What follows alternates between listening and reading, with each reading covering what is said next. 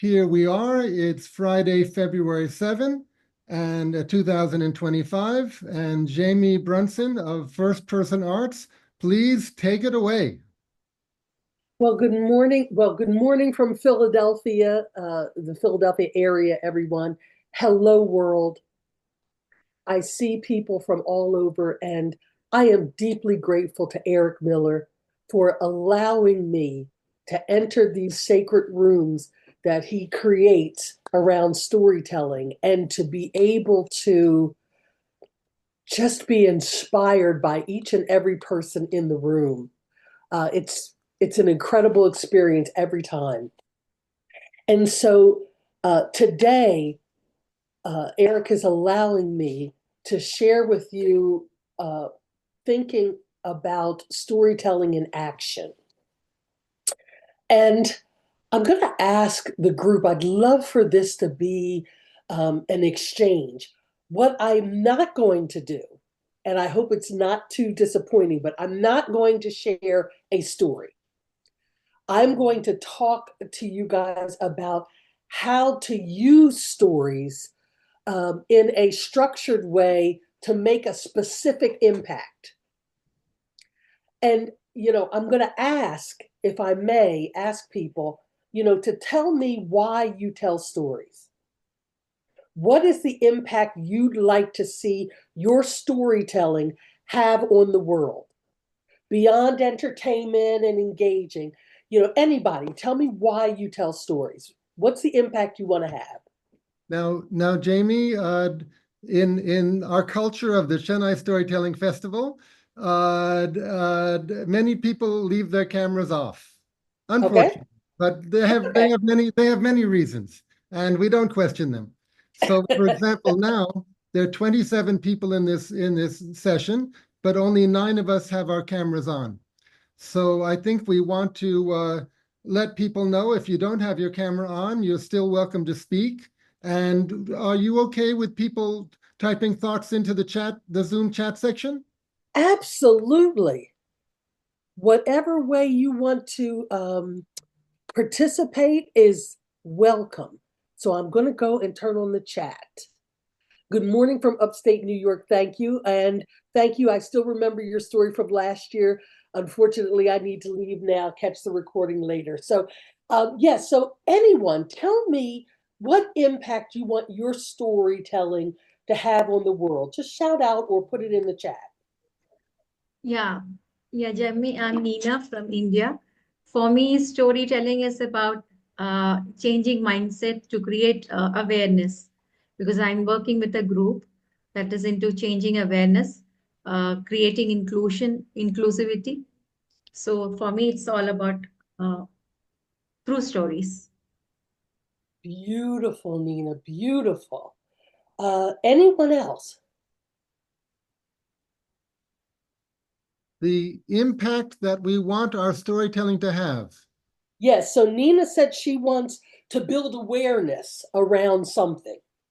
And that's a really, really important thing. So why don't I ask the question a different way? You know, I think that everyone can agree that the world needs improving. I think I think that everyone can agree to that.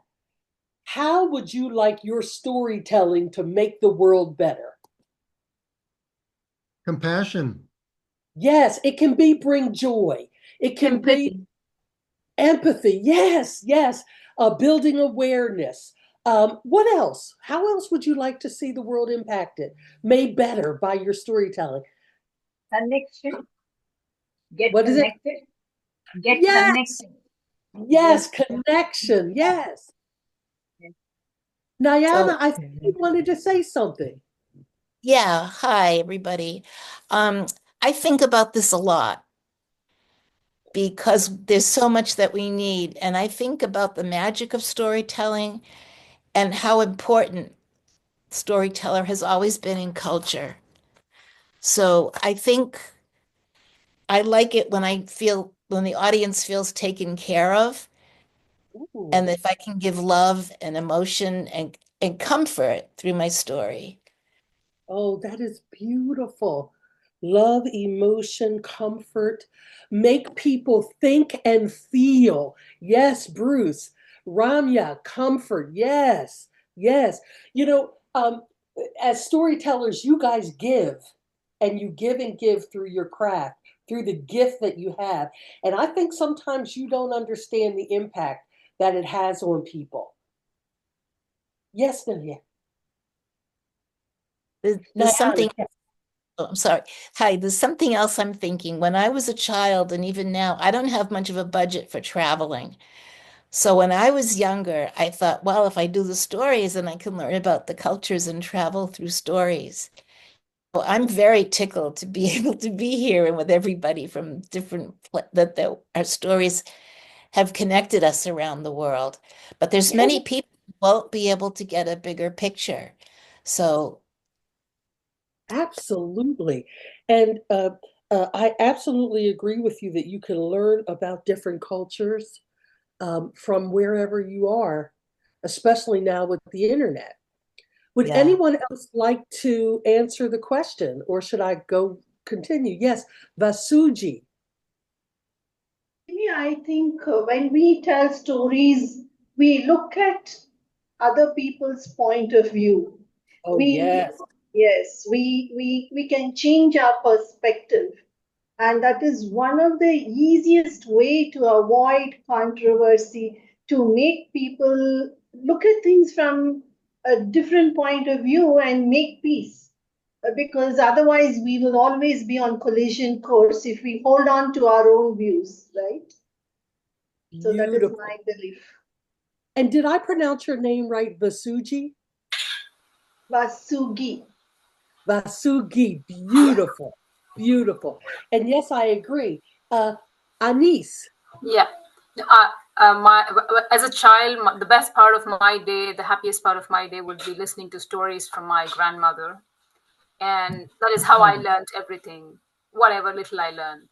And Oh, I just want to pass on this joy, because even to this, not only do I get to feel that I share this joy, but I get the joy in written. The happiness that I get in written is what makes me tell stories, and yes, of course, connect to um, so many people who have a similar thought, I would say, or resonate with me. Yeah. so I will say thank you for that. And, feel free to put things in the chat or shout out as we're spending this time together. I'm, as you all know, I'm calling in from the United States. And this is a most difficult time, most difficult time. The administration of this country is not representative of all of the voices in the United States, of love and inclusion and appreciation for the unique and shared experiences of people from different places. This is a very difficult time, and we have to remain resolute and strategic about our love. And I see Shuk Rita said stories can make us feel seen and heard, and that sharing itself is a kind of healing. Absolutely. Beautiful, breathtaking comment. So, like Nayana, I spend a lot of time thinking about how can stories be used to make the world better and to address specific things that need to be addressed in the world. So I want to share with you our process that we developed at First Person Arts around addressing the gun violence epidemic. Now, there are lots of epidemics in the United States we're dealing with, but this was just one. And as we go through, as I share with you our process for thinking about how to use storytelling, laser focus it on a particular issue and allow it to change or impact that issue. I want you to think about yourself and what a specific thing that you would like to laser focus some storytelling around. Is that cool? Will that work for everybody? Okay. All right. So I am going to Eric, I'd like to share my screen if I can. Yes, of course. Have I made you co-host yet? Yes, can everyone see this screen here Yes, yes. that says trigger on it?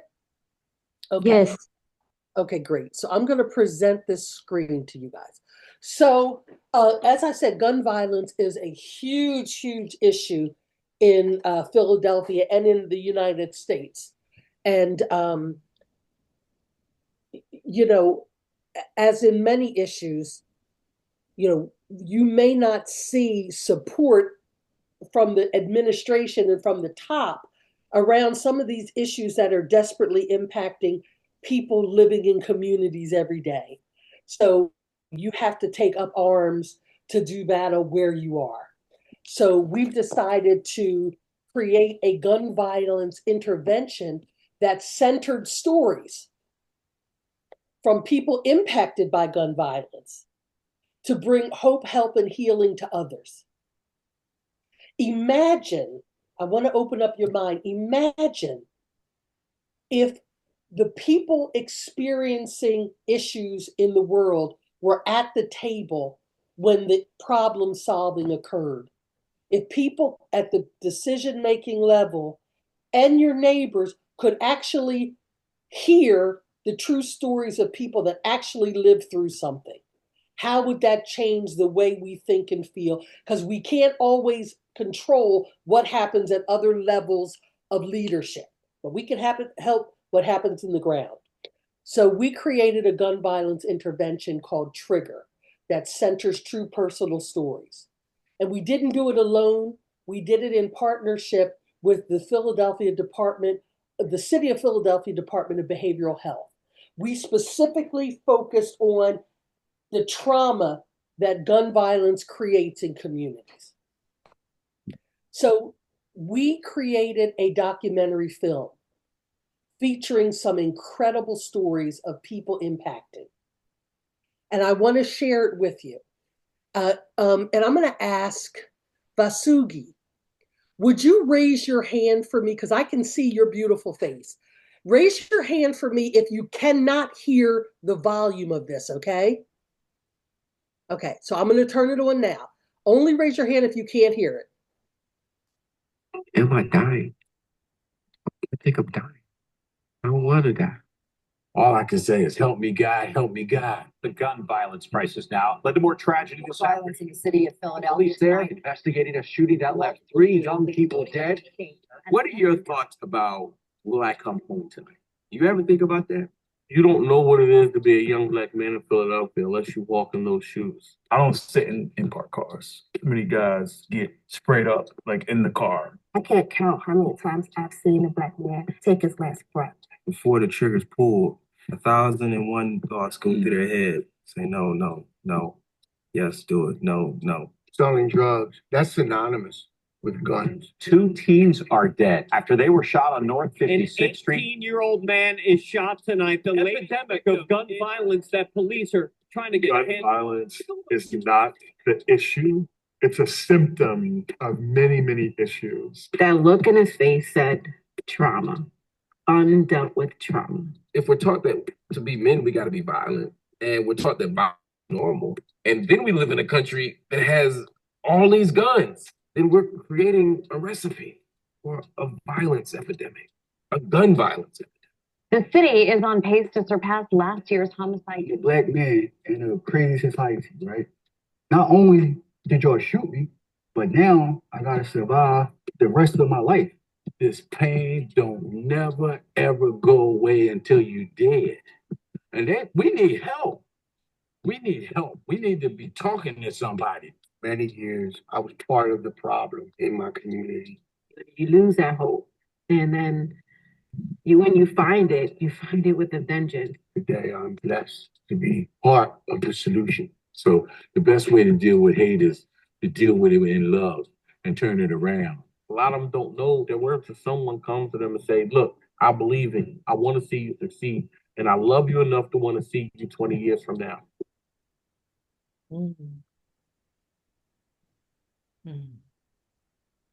So I can hear some of you going, right? So what we did with this documentary film is we took people that were not only storytellers, but everyday people. And we worked with them. We asked them to tell us about their experience around gun violence. We coached them. We worked with them. So you're seeing a combination of everyday people and storytellers, trained storytellers, that were brought together to make a film around a particular issue. Now, it's very important that I say something. In the United States, gun violence is not just a Black male issue. However, the partnership that funded this collaboration was specifically designed to bring hope, help, and healing to males of color. So I never want you to think that it's just a Black male issue in the United States, because if you watch the news, you see it's about domestic violence, you see it's about mass school shootings. And so there are a lot of people participating in the gun violence epidemic. But this was very specific. So does anyone have any questions that they want to ask about how we gathered people together and developed this film of stories around gun violence?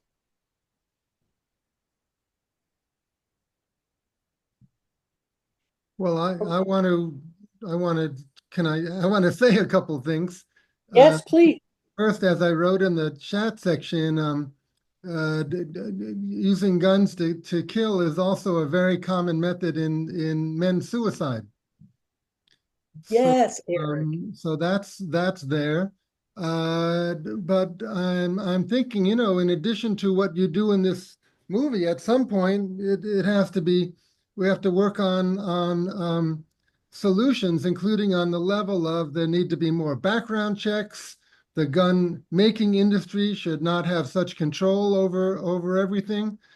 So it gets into legislation, which is very difficult now with considering who's in power. But that level of things has to also be faced. Absolutely, you're absolutely on target. And in America, the gun lobbyists and the gun makers have a lot of power and have for a long time, which is why, you hear about mass shootings in other countries and there is immediate reaction from leadership to change gun laws, but that's not the case in America because they're too powerful. The lobbyists are. It's terrible. Did anyone else want to make any comment whatsoever about what you just saw? Okay. So oh yes, please. Yeah, no, I have a question. Yes, no. How do you help the people who want to tell their story, but they're going to be too sad or it re-triggers what they're feeling? That is an excellent question. We have master coaches that work for First Person Arts, and we've trained in trauma-informed storytelling and facilitation.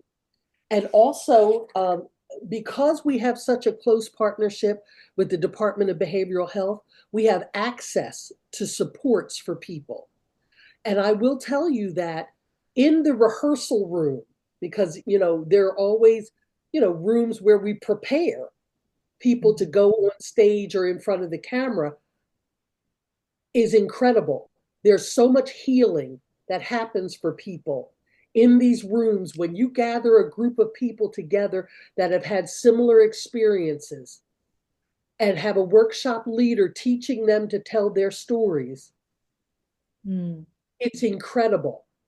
I have been to a workshop or rehearsal room where there was not weeping and holding each other and people saying how valuable the experience was. And every one of you that are trained master storytellers, can, if you want to, be taught how to, facilitate a group of people. Thank you. Certainly. I will say that as I'm presenting, I can only see a small group of you on my screen. So I'll ask you to just shout out, and I can't see the chat at all. Well, maybe once in a while you want to close the screen share, and then we can see more people and see the chat. Eric, I think that's great. Could you help me to understand? Could you say to me, Jamie, let's pause right now? Okay. And then I'll Yeah, know. so Okay, great. We well, can let's tag pause and go close the screen share if you might. Okay, And great. so now Okay. there's 6 of us who we can see and 14 more who we cannot see. But at least you can see the chat section now in case anyone has written in there. Yes. Okay, so I have to, 3 new to messages go here. a little sideways on the subject, somehow I've gotten in the I've been watching YouTube a lot, and especially people who are paraplegics. Some of them because of gun violence, and I'm just struck by how many of these people, they are telling their story as a kind of, I don't know why exactly they're telling this story. It seems to make them feel better. And many of them say that they hope to help other people by telling their story. Have you come Absolutely, with a lot of Eric. that also? Absolutely. It is such a courageous act to be willing to share your own personal experience with others to bring hope, help, and healing to them. It is so courageous. And in many ways, everyone on this call is already doing that to some degree. You are using your gift to bring joy, hope, healing to other people. That is why these rooms are so sacred and inspiring for me. Is it all right if I keep sharing? Of course. And this was just the trailer for a full-length film. So, full disclosure, one of the gentlemen in that trailer that said we need help, a group of young men on Easter Sunday knocked on his front door and in front of him killed his son. These were people that were extraordinarily brave, and every one of us have experiences that we can share with others that require bravery. But once you tell it, it has a healing impact when you see that you are helping others. And that's what a lot of these folks told me, that they felt healed when they could use a terrible experience to help others. So I'll go back to our presentation and I'll continue to go along. Wonderful. So we learned something. This was our documentary film. We learned that it's not enough to create a great film or a great storytelling event or even a great story. You have to have a great strategy and understand what impact you want your story or your event or your film to make. And then you have to think about and design around that. So, Eric, you talked about paraplegics and men that commit suicide. If you say, I want to create a story, or I want to create a storytelling event around reducing suicide, and center that event around true stories, then you want to think about how would you design that. And it doesn't have to be as deep as suicide. It could be, how can I create a sacred space of joy in a world that needs joy? How can I create it around love, hope?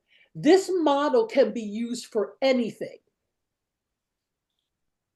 So we learned, you got to think about what impact you want to make. So I want to tell you about how we did that. So the first thing we did was we borrowed from the documentary film industry in how to create an impact campaign. And what an impact campaign is, it's just sketching out what impact you'd like your story or your storytelling event or your film to have. You could have a workshop at a library, so, creating an impact campaign. And so what we did was we thought about it and we said, well, we want to create not just a film, but we want to create an intervention that would blanket the entire city of Philadelphia with supports, because people impacted by gun violence are traumatized. And we wanted to bring hope, help, and healing through storytelling that could be a catalyst for conversation. So just like after I showed you the trailer, people began to talk about it. That's what it does. That was the goal, to get people talking, get people connecting with each other. So how did we do that? Let me just go to the next slide. We had an initial meeting we gathered around people that cared about this issue. We got a small group of people together. And in your case, if you wanted to create a workshop or an event, find a group of people that care about the same thing you do. There are 5 of us, 5 storytellers, 10 storytellers that want to bring joy for just one night to people. Or we want to we want to build awareness around suicide among paraplegics, or we want to bring awareness to the beautiful contributions immigrants make to a community. Whatever it is that is in your heart that you want to change, gather those people together and talk about what is the impact that we want to make. And what I mean by that is, how do you want to change the people in the room using your stories? So they'll enter one way, but how do you want them to leave? Do you want them to leave knowing more about a certain topic? Do you want them to leave feeling joyous? Do you want them to leave feeling hopeful? Do you want them to leave feeling like a community? These are the kind of things, and in your heart how you want to transform that audience, and in the process, the storytellers themselves, because we all learn in these rooms. So the outcomes of the initial meeting that we had was we asked ourselves, what's the impact we want to make? And then we just summarized that. And we said, the impact we want to make on who, how, when, and where. And I'm going to show you more details about that. But we also said, how will we know we succeeded? How will we know? What are some tangible things? Because everybody wants to walk away knowing that you achieved something. And you can find that out through a lot of different ways, through surveying people, just asking people, do you feel joyous? How do you feel leaving this event? Do you feel joyous? Do you feel like you learned something? And that will let you know that you succeeded. And if you didn't succeed, it will help you to refine what you're doing. Jamie, can you say something about, when we bring up trauma and we help people remember their traumas, there's a fear sometimes that they're just going to get stuck in that trauma. Yes. How to make sure that the process leads them, into a healing position, into an active position where there's going to be some kind of improvement. Yes. So I'm going to say something. I stopped sharing my screen, and Rachel has a question. Rachel, may I answer Eric first and then take your question? Okay. Please. Okay. I'm leaning in and I'm taking off my glasses, so this is important what I'm about to say. I didn't make this up, but I have found it so important that I share it everywhere I go. You want to tell the stories that are the scars and not the wounds. So let's think about that. When you have a wound, say you have a wound on your arm, that wound is open, it may be infected, it needs healing. A scar is a wound that has healed. So the first thing I tell everybody is tell the stories that are the scars and not the wounds. Because an open wound, as Eric astutely pointed out, will re-traumatize you. And while storytelling can be therapeutic, it is not therapy. Not one of us in this, well, I don't know, but most of us in this room aren't therapists. So the first thing we want to do is tell the scars and not the wounds. How can you tell the difference? The person telling the story is traumatized. They're weeping uncontrolled. You don't even want to get there. You want to start by saying, tell the scars and not the wounds. The second thing is, depending upon what you're creating, we always have access to care by professional people. We have access to care in the room, or we have resources that we give people. I've been trained as an actor. Even before I did storytelling professionally, I was trained as an actor. Your favorite actor probably can cry on cue, right? Because that's part of the professional training of an actor, to be able to cry on cue. Has anybody ever been curious as to how you're trained to do that? Niana, is it that you know the answer, or you've been curious? I've always been curious, other than having onions in my back pocket. Well, the training is, you are trained because as an actor, your body is your instrument. And as a storyteller, it's very similar. Your body, your voice, your mind is your instrument. Actors are trained to call up painful memories that will make them cry on cue. They are also trained to turn them off, so they don't go out into the world off set, off stage, still carrying those memories. And these are scars, and the training is, how do you call that up in a moment, cry, and then turn it off.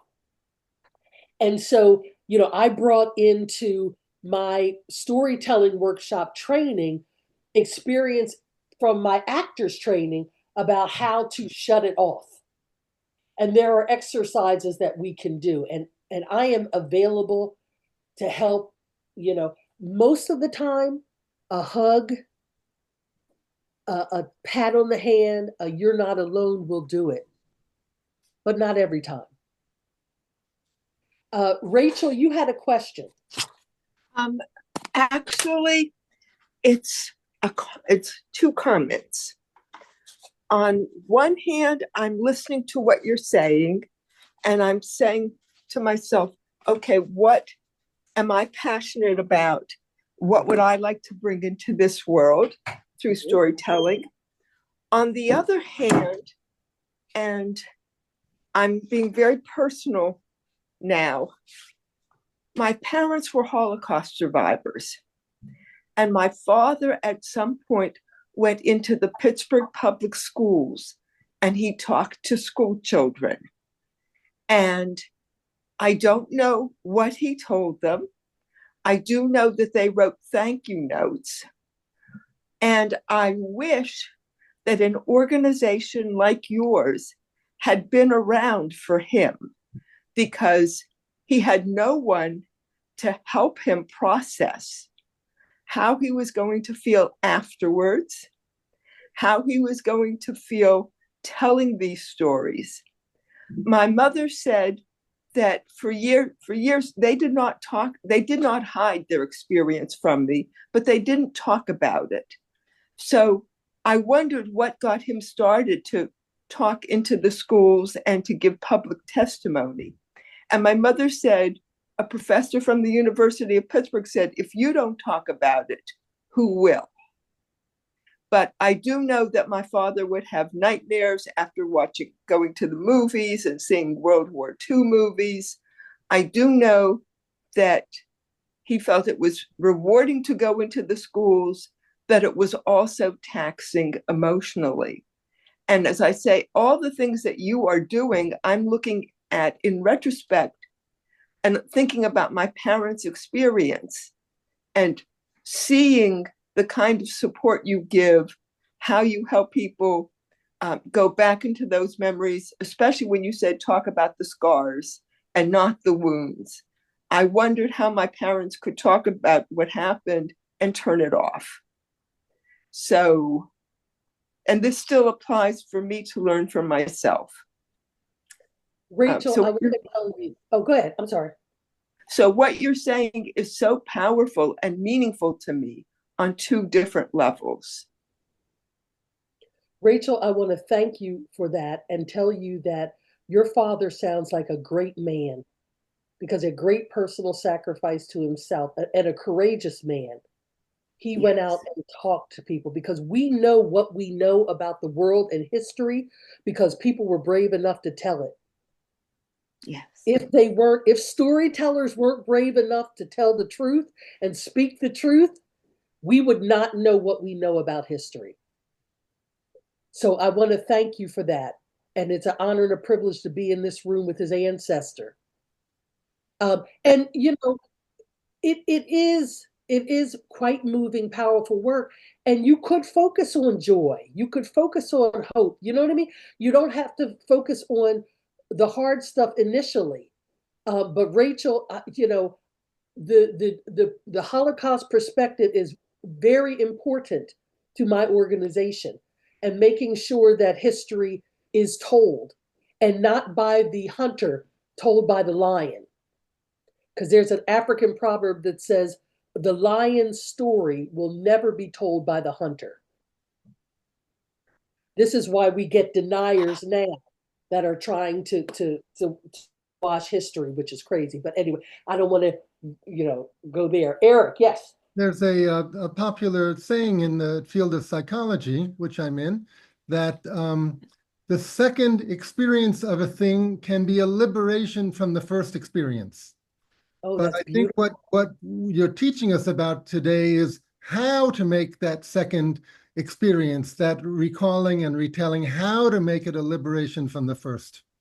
And there are processes that we use, you know, in the room when we're working. And I will tell you that it is rare that I work one-on-one with someone on a powerful story. It usually is more supportive to have a group of people with similar experiences, because they bond and create community. They look around the room and know they are no longer alone. And they bond after the experience. And so I rarely do this one-on-one with people because I'm not a therapist. And while I've been doing this work for 30 years, you know, the care and well-being of people is paramount, and it is beyond my experience. So I get help. I get help when we're doing this. Any other questions? Let me check the chat to see if stories can make us. I have to put on my glasses. No, nothing new in the chat. Okay, so we began to talk about, you know, thinking about what impact we wanted the story to have, and on who and how do we get there. So I'll continue along, and this stuff will move quickly. You know, we for Trigger was the name of the film on gun violence. We began to ask ourselves, you know, what is the overall message that we do once we gathered people together and opened the door for them to tell their stories. And we didn't put any kind of regulations on them. We just said, tell us your story. After listening to their stories, we realized that putting them together collectively, there were three messages. One, that people that are committing gun violence and impacted are traumatized, that they need hope, help, and healing to disrupt the cycle. And most importantly, well, I mean, very importantly, storytelling can give people with lived experiences of an issue opportunities to offer meaningful insights, truths, and remedies. So as someone who has had a personal experience with an issue, that makes you an expert in your own way. And I think that was the biggest thing to come out of developing this whole process, was realizing that, and realizing that it could be anything, any topic. It doesn't have to be gun violence. This is true for any topic. People with lived experiences can offer truths, insights, and remedies, and we need to be listening to them. We thought about, well, what's the goal? So what is the concrete solution that we want this project to have? We wanted it to empower individuals and communities to share their stories. So we wanted this to be something that opened up the community to story sharing. We also wanted to be able to, in that environment where people are open and sharing, we wanted to provide them with access to support. And then we also wanted to introduce new voices so that policies could be understood in a new light. These new voices have new information that policymakers and police and people like that need to know. Again, that is true for anything. Any issue you want can be informed. Policymakers can be informed by the narratives of true personal stories. We asked ourselves, okay, well, who can make this happen? Who can make this solution happen? And we determined that the people most impacted by gun violence, that are the most important people to hear this and to see this story, was people living in areas in Philadelphia where there's high gun violence and low behavioral health. Now, for you, if you say, I'm going to do a workshop or a storytelling event around love and joy, you say, well, who do I need to have telling stories about love and joy? And you want to say, and you might even say, okay, there's a community, there's a neighborhood that I know that's really struggling. Why don't I target that area and find people living in that area who have stories of joy despite the adversity? Boy, is that powerful. We all know that idea of raising the stakes in storytelling. But how about raising the stakes and the impact? How about reaching out to the people that need it the most? We also decided, I'm sorry, yes, Nayana.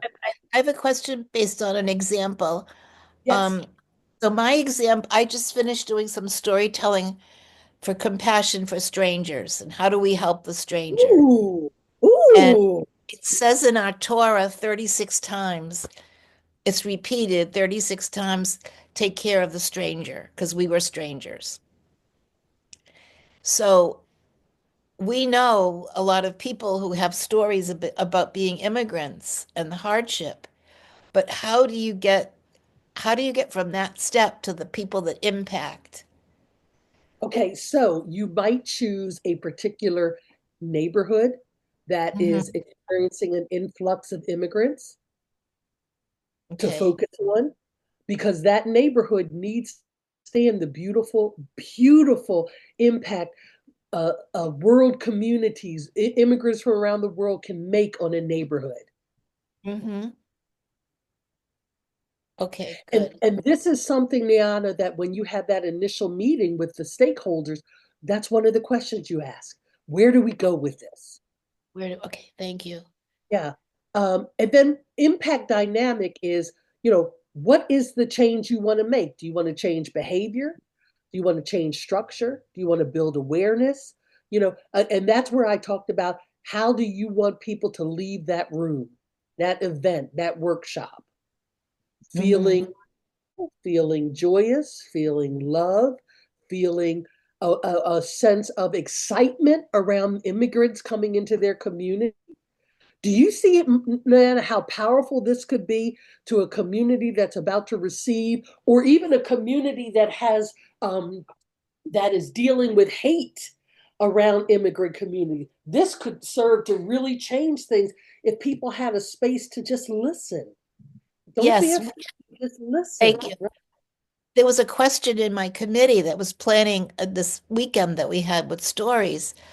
How could we make the change instead of just telling what goodness we did and how we helped and how we were kind? We got stuck on how to make it that's a systemic change from the, so this is very helpful for me. So let me give you an example. So if you decided the change you wanted to make in a neighborhood that's dealing with immigrant violence and negativity towards immigrants, you might want to choose stories that are about how stories of where existing neighbors had beautiful reactions with new immigrants and how they became friends and how they worked together to solve a problem. So, you can work in either direction there. Listen to the stories and then develop the impact campaign. Or if you know the problem that needs to be solved in the beginning, select the stories that will solve that problem. Thank you.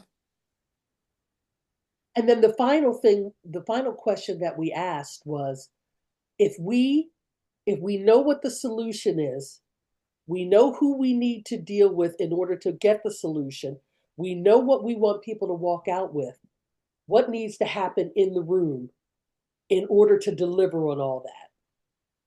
So for us, with our impact, we knew what we wanted to accomplish with the gun violence. So we knew that we needed to center stories as a catalyst to get people talking. And then we needed to share that information out, and we needed to give people access to services. So we created an event that had the screenings, that had the small group storytelling. So these were workshops, and we had arranged to have a report that we could share with policymakers and change makers that would expose them to the information if they couldn't come.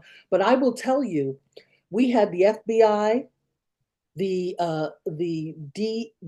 drug enforcement unit, we had the police commissioner, we had the the ATF, the firearms folks.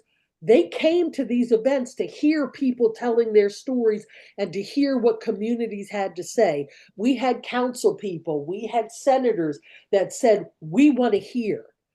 And they sat quietly and they let people talk. We had judges in the first circuit. I'm sorry, someone's ringing my doorbell, but I'm not answering. So it was pretty impressive. It was pretty impressive.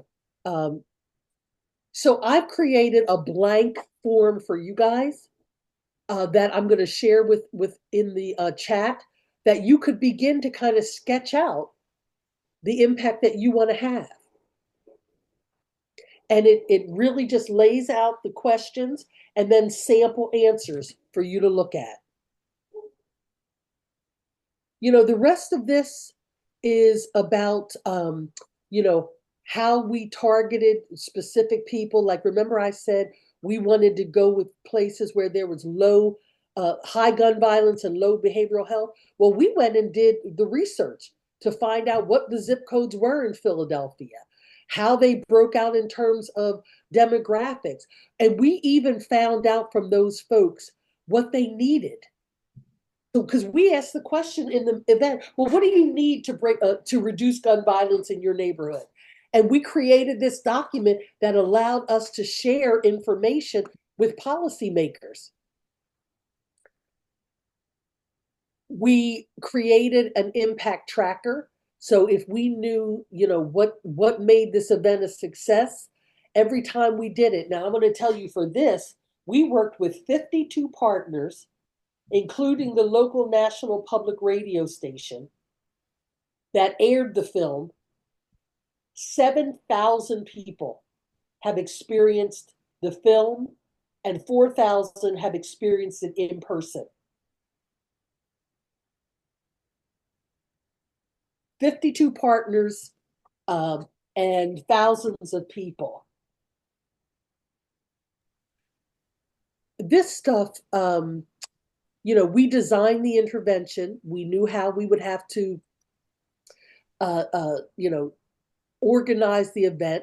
So we had the film screening. So we showed the film to people, but then we had a moderated talk back with people from the film. We presented wellness resources.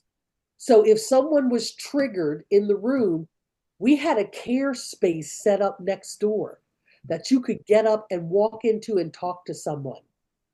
Now, you're not always going to do that. Like I said, if you do an event on joy, on love, you may not need that. But for this issue, dealing with people that had experienced gun violence in their communities and had never talked about it before, which most of these people were, they needed help right away. So we had that. We also had resources that we created if people wanted to talk to someone after the event. What you're looking at here is a poster that we created that we gave out to people. Some of the resources we created were, what you'll see here is with this project, we've done lots of films and events. So if people, and they became touring opportunities for us. So people can call us now and say, hey, I want to see the Trigger film, or I want to see the other documentary film, or I want to see one of the videos you created, or I want to listen to the podcast. So this was at the table for every event so that if people wanted more information, they could have it. We also created, let's see, it occurred to us that we're offering people the opportunity to get therapy, but most people don't know what to expect from therapy. So this is another way storytelling can change people, because many of the people in the room said, well, I don't know anything about getting therapy. What does that mean? So we went back to the Department of Behavioral Health and said, do you have a resource that lays that out for people? And they said, no. We created one. And I'm going to tell you something, that was a heavy lift. It took a year to get the department to create this. But it's been so powerful for people. So you see how storytelling can change the way people do business, the way policymakers do business. We also created a bookmark because a lot of kids, needed to get this information. And the bookmark, this is the front of it with, you see, a QR code for them to schedule a screening. And the back of the bookmark has the suicide prevention phone number on it. And we knew that a lot of our audiences were children, so we created a tool they could use. Jamie, can I make a suggestion? Of course. This is a fascinating case study, but it's a kind of a social work project, and it's a big project. In our remaining 30 minutes, I'm wondering if we can go back to that first question. Maybe can you come off screen share for a moment? Sure. Yeah, in our remaining 30 minutes, I'm wondering if you can help us explore our own situations. At the very beginning, you asked, what is some impact you would like to have with your own storytelling, working with your own experience, or working with your own thoughts, or there's an expression, I want to give somebody a piece of my mind. That's a kind of an angry, negative way of saying it. But another way of saying it is like, I want to encourage certain young people to go to school, attend classes, and hand in the assignments on time. I love that. Some young people don't, it's not a high priority for them to do those things. But I want to tell stories of my own experience and, positive examples, negative examples that somehow they might take it to heart, and it might possibly affect their behavior. So can you kind of set us up to think about this for like a few minutes, maybe just invite us to write for a few minutes on paper, and then we can share what we've written? Absolutely. So here's the first question that I'm going to ask. Great idea. Think about one way you would like to change the world with your storytelling. Think about one way that you would like to impact the world through your storytelling. And impact the world can mean one way you would like to encourage one person to do something, right? I mean, the world is a big thing, but For me, for example, there's one person I'm thinking of who I want to encourage to attend school and hand in her assignments on time. Okay, so the world can be big or it can be an individual. Go ahead, I'm sorry. No, I think that's a great addition. And so I'll give you a few minutes. And when you're finished, if you would put your hand up so that I'll know you're finished and we can start to get feedback. So go ahead, say it again in your own words. Okay. What is one way hmm. that you would like to use storytelling to make an impact on an individual or the world, individual, group, or the world? Some things could be bring joy, bring hope, build awareness of.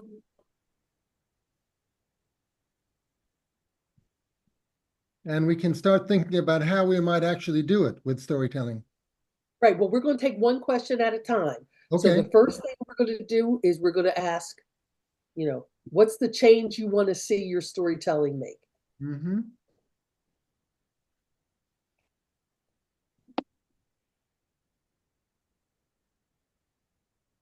And when you're done, put your hand up so I know you're ready.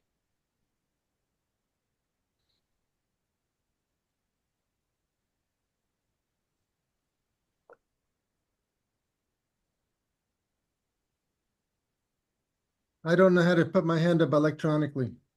Oh, okay. So go to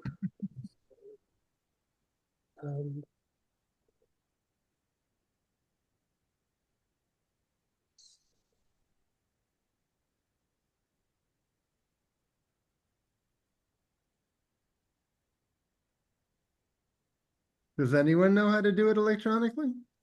If you go to reactions, it should raise hand should pop up. Where? Oh, reactions. At the very bottom. Yes. Yeah. Yes. It has a heart on it. So click on not the arrow, but the heart. Oh, click on the heart. Yes. And you'll see all the choices. Okay, I think I found it. I got Great. it. Thank you. Got it. Learn something every day.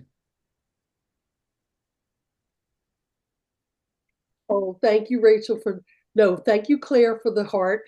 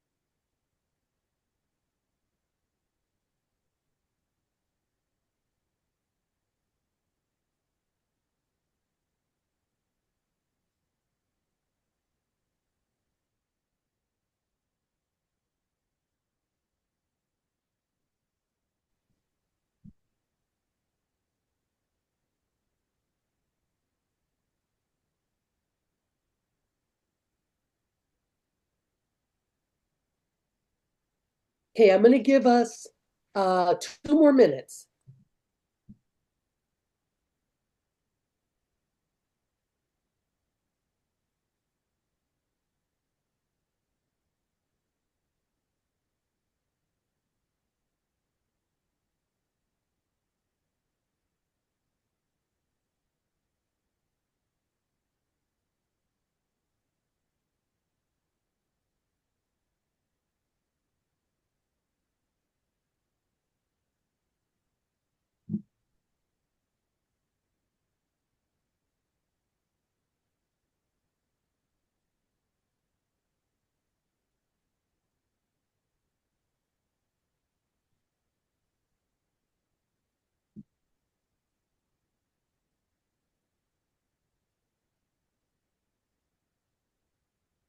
One more minute.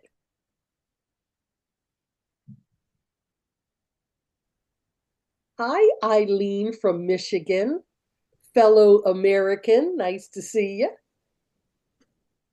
Thank you. I was listening and doing other morning tasks, but thank you for your workshop. Thank you.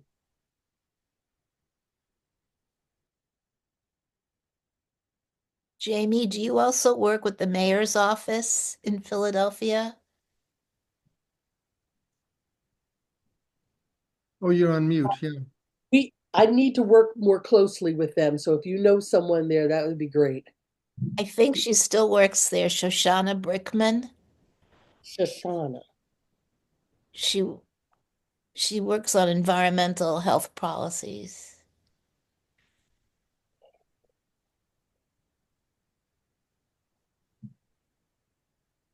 So you see how something like this could work for environmental health. I don't see the difference.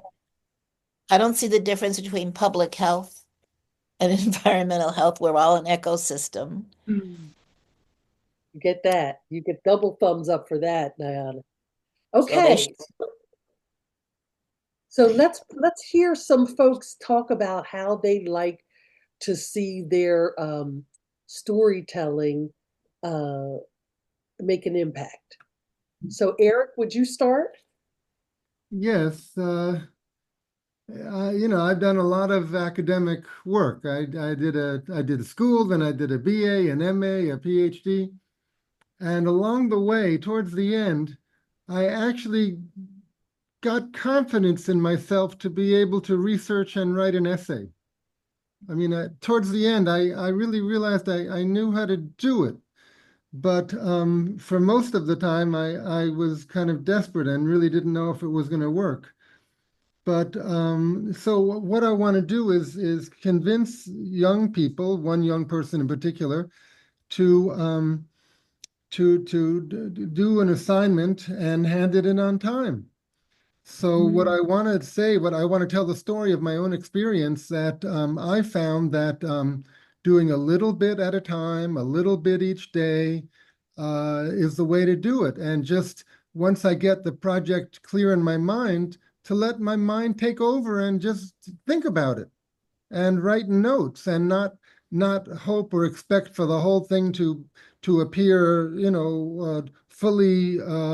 fully completed, but just get the process going. And I believe the mind works on things, can't stop working on things once you get it started.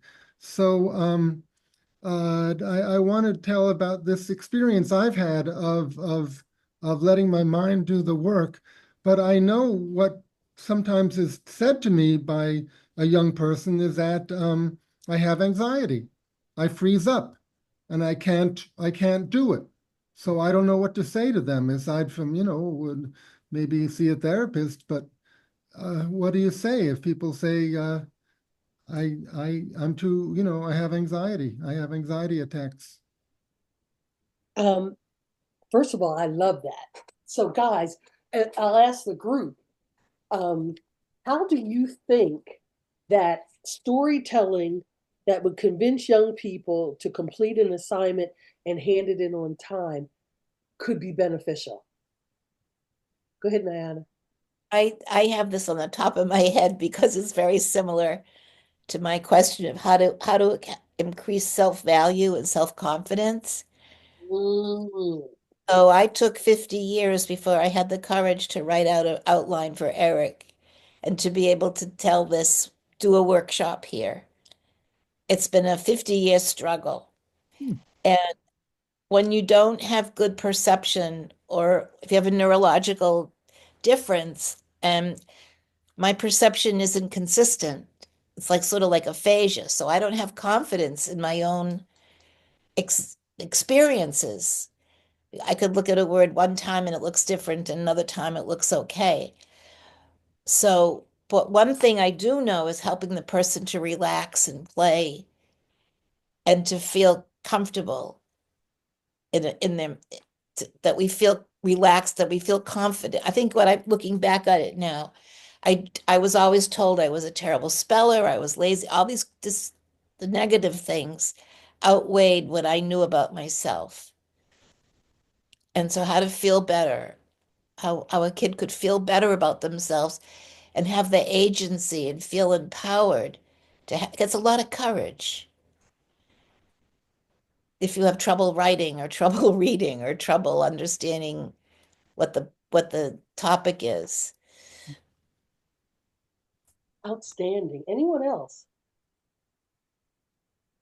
Yes, Vasugi. Yes. Jamie, I work with children, not particularly privileged children, teaching English using storytelling. For most of us, English is not our mother tongue. We speak other languages.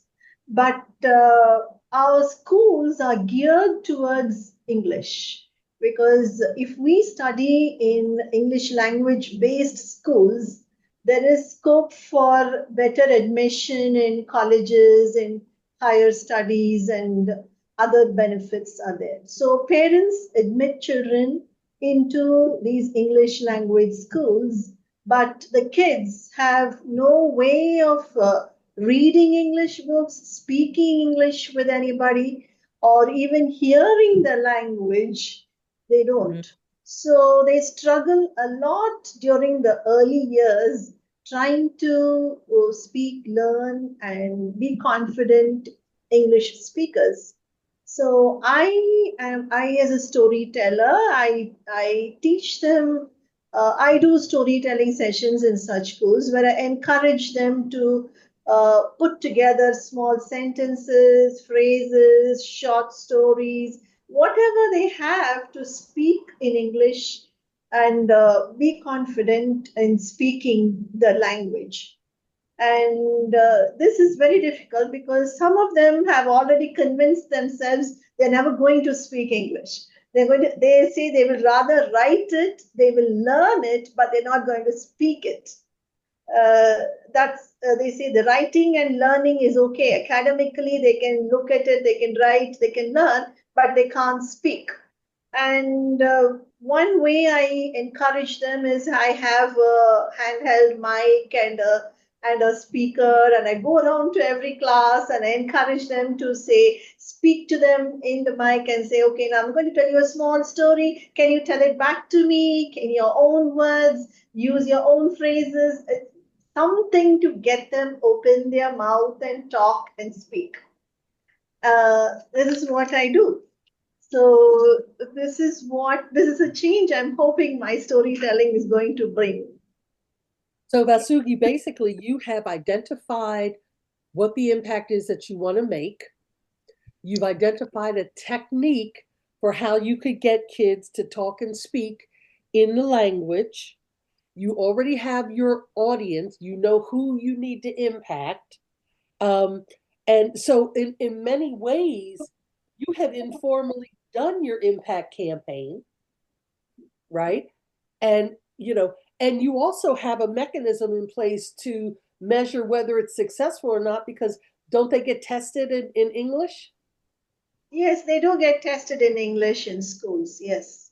Right. So you're doing this work, and I think it's wonderful. And what I've learned, because if we imagine that we as a group are the stakeholders in Eric's project, right? And everybody is making these beautiful comments. I've been writing them down. What we're hearing is the problem that we want to solve is to convince a young person to complete their assignments and hand it in on time. Something Nayana and Vasugi helped us understand, though, is there are some, and Eric, there are some things that happen. There's anxiety and freezing up. There is the issue of a lack of self-confidence, right? There is an issue of fear. So we have three issues that are perpetuating this overall problem that we want to solve. And Nayana said one way we could solve that is to give kids an opportunity to relax and play, to make mistakes. And Vasugi is talking about having a way, a tactic, a way to actually help the young people achieve the goals. So we've just learned that Eric's, issue could be about anxiety, lack of self-confidence, and fear. So now, if we have these three things that we want to address through storytelling, what kind of stories would we want to gather together? Okay. So I got fear, anxiety, and low self-confidence. I'm laughing because I know a little one that's easy to communicate. In The Wizard of Oz, the lion, he drinks something and the Dorothy says, "How do you feel now?" And he goes, "Full of courage." So then what you're saying, Nan, is Eric might want to think about stories where someone acquires confidence. Yeah.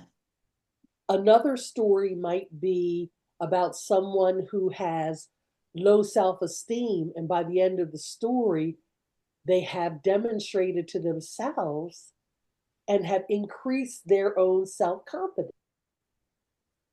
We might also want to find a story where someone is anxious and they work through their anxiety in order to achieve the goal. So this is where we're going. We're thinking about, or if you could find one story or tell one story, Eric, that included all of those things. Yes. Talking about this is bringing back a memory from, I don't know, 50 years ago. I was pretty good in math up to a certain point. But around 12th grade, when it came for calculus, I lost it, and I couldn't follow it. And I remember the image that came to me was like a glacier was approaching. A glacier approaches very slowly, but it's huge, it's high, and I was going to be crushed underneath this glacier. And there was nothing I could do about it because I couldn't follow this calculus stuff.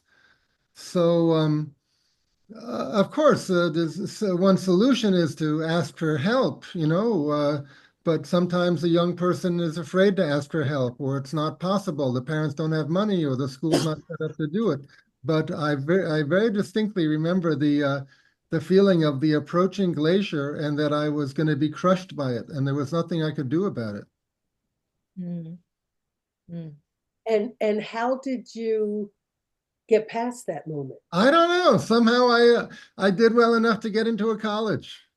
Well, I would encourage you to dig deep into your memory about that, because that could really resonate with this person Yeah, who seems to be experiencing something similar. yeah. I never got good at that kind of math, but somehow I did enough that I could pass. But I I know mean, the answer is to ask the teacher for special help or get an outside tutor if it's possible. But sometimes people are just too embarrassed to do it. and where we go with that, guys, is everyone has experienced that moment where they freeze up. Mhm. Everyone. Literally frozen with a glacier. Exactly. Literally where we freeze up. What's valuable is, Eric, you're now a doctor. The fact that you got through it, and not only did you survive, you thrived. That in itself is showing people that even these extremely accomplished people have experienced a moment where they froze up, have experienced low self-esteem. And we all have our weak points. Exactly, but we can move forward through them. That's the universal message that may resonate with this person. I always look for the most common denominator when I'm trying to solve a problem. What is the thing that we can all get around and say, I know that. And for me, it's this freeze moment where all of those things converge: lack of self-confidence, fear, anxiety, all of that stuff. But all of us have experienced that, and hearing stories about how we moved through it. But the most important thing for that kid is going to be that they're not alone. Hmm. and that they can get past it. That's the most important thing to know. We're not alone. Rachel and then Eileen. Okay. Unmute. I was in the stories that people choose to deal with the different topics about anxiety and lack of self-confidence and fear. I was thinking that I would like to have stories where there's audience response. As a storyteller, I would say, what do you think this person should do? Should he be scared? Yes, he should be scared. No, no, no. And have the group call out phrases that they could repeat. Very short sentences, very short phrases, but it would be having them use the language. Rachel, I love that. So if there was a moment in Eric's story where he gets to this glacier moment, right? And you stopped at that moment and said, okay, people, how do how do we help Eric get past that moment? And they begin to shout out mantras, right? Then what ends up happening is those mantras will stay with them. And when they are experiencing something, they may call up that mantra in their own life. I love the idea, Rachel, of of immersive storytelling and call and response and getting people to be part of the story and part of the solution. Because, whenever I go into a class of young people, and I must tell you, I'm afraid of young people. Okay. I am of the mind that there should be more adults than young people in any room, right? But what I always do is I look for the leaders, whether they are the troublemakers or not, and I make them, the scholars in the room. And I engage them to help me be supportive. And, this way of using the immersive call and response is a way to transform people into leaders, into problem solvers. Eileen. Along the thread of you're not alone, we are all the characters in the story. And I thought of cumulative story might be helpful for hitting those steps that you mentioned, Eric, just breaking things down into chunks. And I thought of the story that I actually heard told by one of the children in one of the sessions last year, the wedding drum, in that the boy wants a drum and then he acquires the drum through a variety of steps in terms of exchange. And there are pivotal characters in the story. And so encouraging the knowledge that we have those characters, the old woman and I can't think of all the characters, the folks hosting this festival would know the characters, and just knowing, you playing with the idea that we have those characters in the form as helpers within us to move the task along to finally acquire what it is we want, whether it's completing an assignment or a desire, that we would like to attain. So that just the cumulative story might be helpful. Accumulative means that each person makes up a part of the story? What is an accumulative story? It's a chain. Maybe I'm not using the term right. It's a domino effect, a chain reaction. The boy gets, he gives, it's an exchange. He gives and he takes. He gives and he takes. I don't know this story well enough to maybe. No, but what do you mean by the term accumulative story? Cumulative means that it builds. The story. Eileen, yes. Another good example of a cumulative story is the old woman who bought a pig and the pig wouldn't go over the bridge. So she enlists the help of various other things. Does anyone know that story? It's a pretty old English folk tale. Mm-hmm. So a cumulative story is one that different characters or different things move the story along by providing what their nature what is important to their nature. Am I Blair, is it explaining that okay, Eileen? Yes, Basugi might be able to help us out too. I think, Aileen, the wedding drum, we have an Indian version. This is about a boy asks his mom for a drum, and the mom says, I can't buy you a drum because I don't have money, but I did find a piece of log here with me today, so I can give it to you to play with. And then he takes it and he's playing. He sees his neighbor, an old lady, trying to make a fire to make some chapatis, and so the fire is not burning well, and so he gives her the piece of log, and she makes delicious chapatis and gives him two chapatis to eat.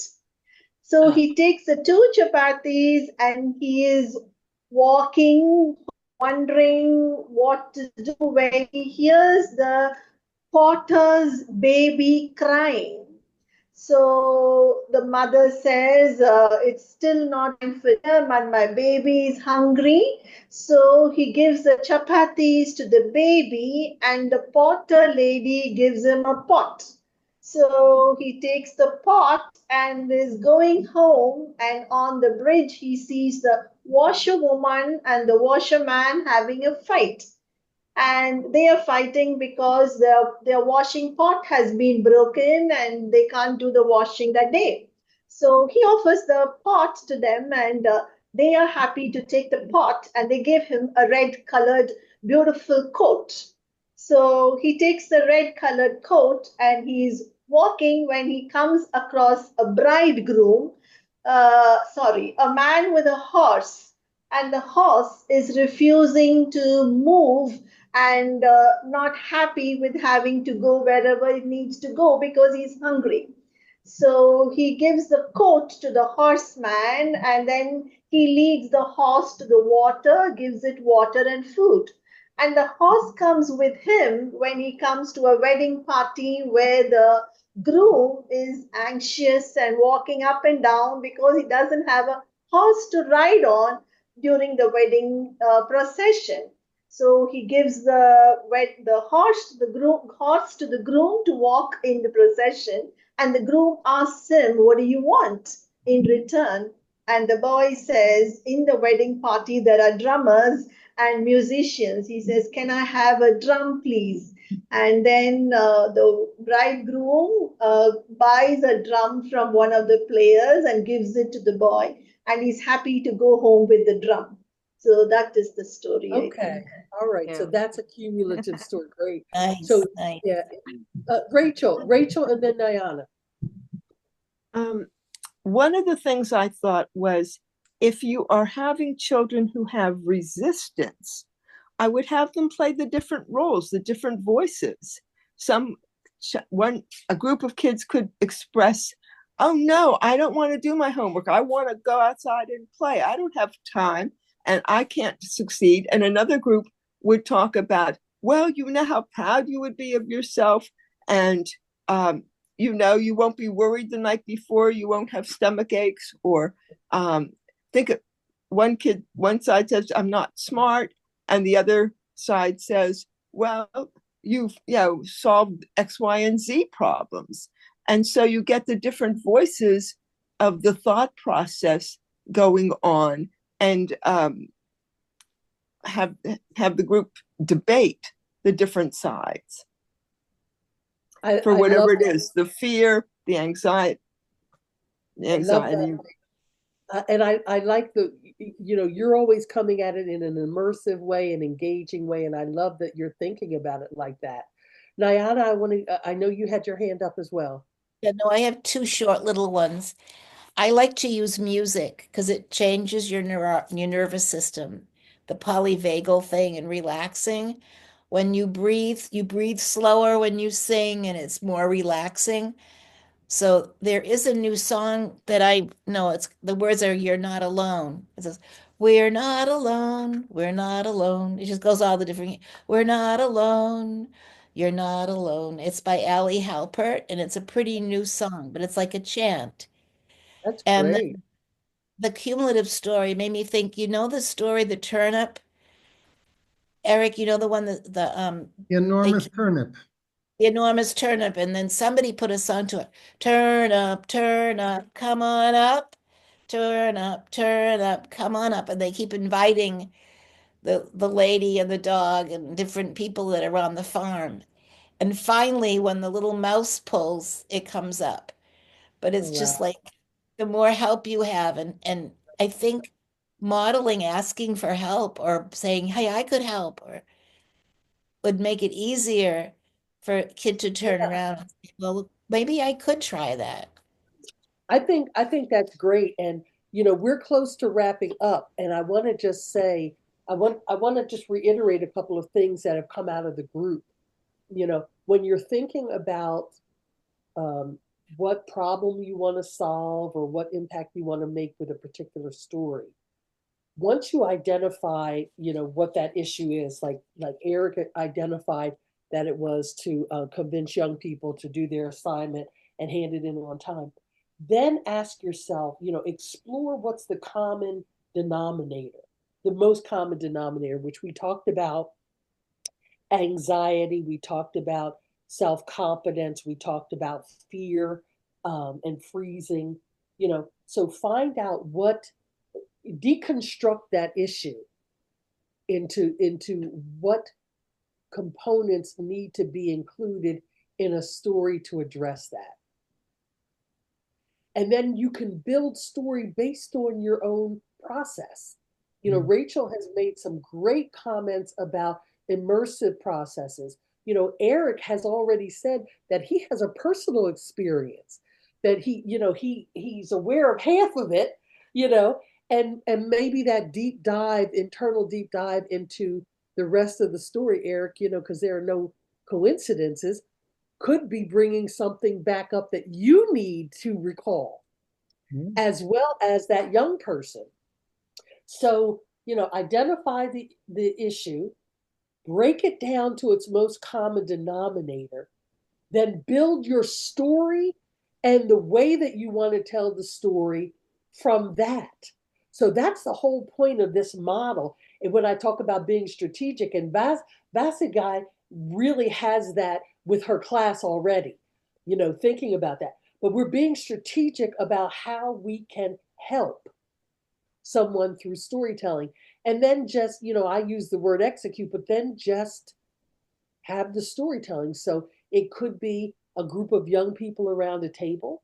It could be just you sharing a story. But now you know what the story is, and you want to think about how you want to tell it. And finally, how you want to track whether or not it was successful. So for you, Eric, it might mean that the young person begins to turn in their homework, and all of this circles around this idea that we are not alone. No, Solomon said there's nothing new under the sun. Everything someone is experiencing, someone else has experienced it as well. And Barry, I am not going to end this workshop without hearing from you. So I'm just going to say that, we are not alone. And we are not alone. And I think that's why I'm getting echo, but I'm going to be quiet and let Barry go. But we are not alone. And I think that's the most common denominator we're going to find in much of this work, that people just need to know that A, I'm not alone, and B, someone else has conquered this issue. Someone else knows the answer. And through storytelling, we can give it. Barry, please go ahead. Thank you very much, Jamie, for letting me jump in. And I apologize if there's echo. I'm in transit. As I said, I'm between schools and actually just jumped out and stopped in at a library and booked a program. But I wanted to say, and I might have missed if this was already said, in terms of Eric, and I think I might know the person that you're talking about, that, another option is there are so many powerful myths and folkloric stories and myths and epics and myths of adventure. And, anxiety can be cast as a villain, or if you find a story that has a villain in it that is an epic adventure that can track onto someone who has to, find the way bit by bit to accomplish her goal and fight this villain that meets her at every corner.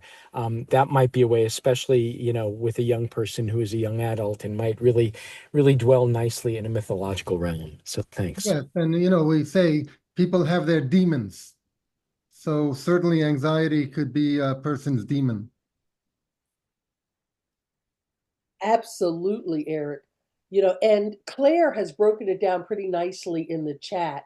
Identify the issue, break it down to its most common denominator, and build the story and the way you want to share the story from that position. Because, Eric might just want to have a one-on-one, or he might want to create a storytelling event or add this to an event or do a workshop around this,